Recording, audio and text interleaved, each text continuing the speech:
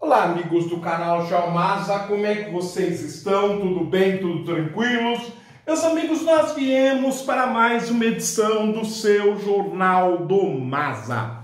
Para tanto, nós vamos utilizar o estado de São Paulo desta quinta-feira, 6 de janeiro de 2021, portanto, no dia da gravação, onde na página A4 nós já destacamos uma segunda reportagem do dia. Normalmente nós fazemos uma, onde na coluna O Espaço Aberto, feita pelo Roberto Macedo, que é economista da Universidade Federal de Minas, USP de Harvard, professor sênior da USP e consultor econômico e de ensino superior.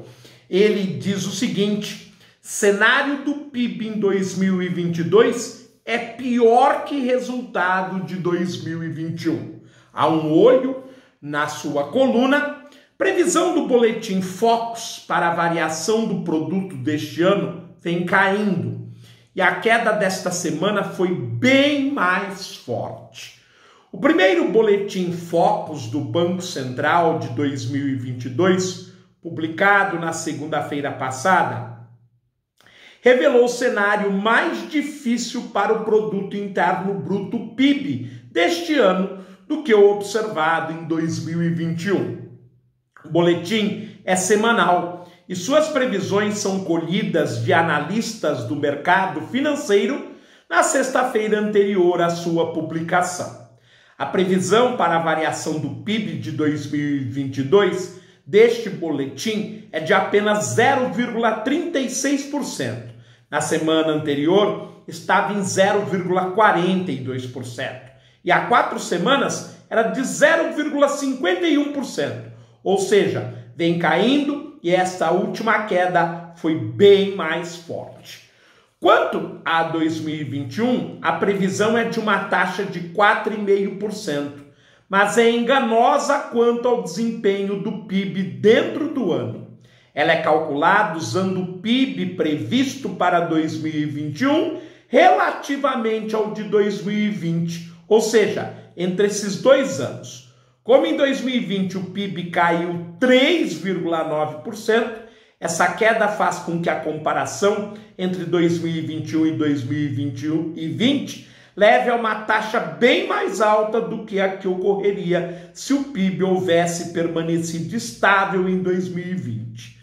Ou seja, se eu tenho um decréscimo, esse decréscimo reduz a economia. No ano seguinte eu cresci em relação a esse decréscimo. Quer dizer, não representa muita coisa quando eu pego os 3 últimos anos, por exemplo. Visto de outra forma, a taxa de 4,5% é mais determinada pela queda do PIB de 2020 do que pelo seu fraco desempenho em 2021. Resumindo, fiz cálculos sobre o assunto e concluí que o crescimento do PIB medido apenas dentro de 2021 foi estimado em apenas 0,9%, o que contrasta fortemente com o referido aumento de 4,5% que o boletim Focus apresenta. Acrescente-se que em 2020 o crescimento do PIB foi bem maior no primeiro do que no segundo semestre, em larga medida impulsionado pelo desempenho do agronegócio no primeiro trimestre, que coincide com o auge das colheitas no meio rural. Mas em seguida, o desempenho da economia foi se deteriorando até chegar a uma situação já mencionada, em que os analistas do mercado financeiro viraram o ano reduzindo ainda mais e fortemente a sua visão do crescimento do PIB em 2022. Ainda sobre o PIB, os dados do IBGE de 2019 e de 2020, mais as previsões do boletim Focus para 2021 e 2022, já permitem obter uma visão do PIB durante todo o governo Bolsonaro. As taxas anuais do PIB obtidos dessas fontes são: 2019, crescimento de 1,2%. 2020, recessão de 3,9%. 2021, crescimento de 4,5% e 2022, 0,4%, o que leva a média de 0,6%, inferior ao crescimento da população, estimado em 0,7% ao ano. Ou seja, durante os 4 anos do governo Jair Bolsonaro, nós empobrecemos. Assim, o PIB total cresceu muito pouco e o PIB per capita caiu. Bolsonaro deverá ser cobrado por isso nos debates eleitorais deste ano. O que fazer? Sou economista, mas entendo que o principal problema da economia brasileira está na esfera política. Nossos políticos, em particular no momento em curso, estão longe de se preocupar com os problemas econômicos do país. Ressalvadas exceções, cada vez mais excepcionais, começando pelo presidente da República, é como se não tivéssemos um. E pior, nem se pode dizer que seja algo como um zero à esquerda. É pior do que isso, pois seu comportamento tem efeitos econômicos negativos. Não tem capacidade nem demonstra interesse por uma gestão presidencial eficaz, a ponto de ter designado o ministro Paulo Guedes como seu posto Ipiranga para questões sobre a economia. Mas parece que o próprio presidente não se interessa mais por seus conselhos ao decidir. Também não vejo interessado em liderar uma pauta política de discussões centradas nos principais problemas econômicos do país. Frágil politicamente e obsessivamente focado só em sua reeleição, optou pelo Centrão para se sustentar no poder e obter um novo mandato a um custo brutal para a economia, pois esse aliado só sabe atuar para atender aos interesses paroquiais dos congressistas, cuja maioria também não está nem aí para servir o país.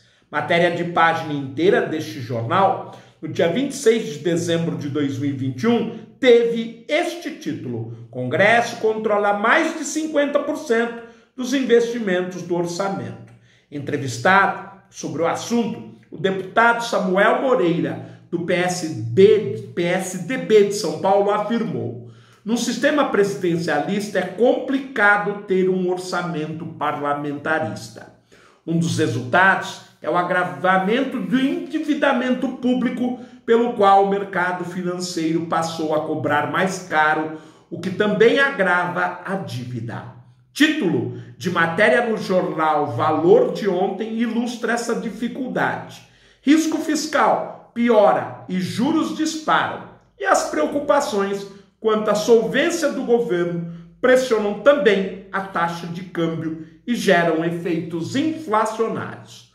O que precisa acontecer em 2022 para o Brasil seguir por um caminho, ao menos não tão ruim como este evidenciado pelo péssimo desempenho do PIB? Primeiro, é preciso que Bolsonaro não seja reeleito, pois a julgar pelo que faz no seu mandato, não se credencia a um novo. É preciso que os eleitores atentem para essa questão. Quem ainda o apoia precisa examinar o mal que ele trouxe ao país, que poderia ser sintetizado na expressão um período de desgoverno. Quem ao seu redor ainda o chama de mito e seus apoiadores em geral precisam perceber que ele é mito, noutro sentido, de que não é verdadeiro ao não governar conforme prometeu. E quem não o apoiou ou se desiludiu com seu desempenho precisa atuar no seu meio social para mudar as crenças dos incautos que ainda pensam em reelegê-lo. Então, realmente é uma construção bastante crítica do Roberto Macedo, mas muito bem apoiada em estatísticas e muito bem justificadas na história do atual governo. É isso, nós ficamos por aqui com mais uma reportagem do seu Jornal do MAS, esperando contar com o apoio de vocês em uma nova edição a qualquer momento. Fiquem bem, tudo de bom, até um próximo encontro. Tchau, meus amigos!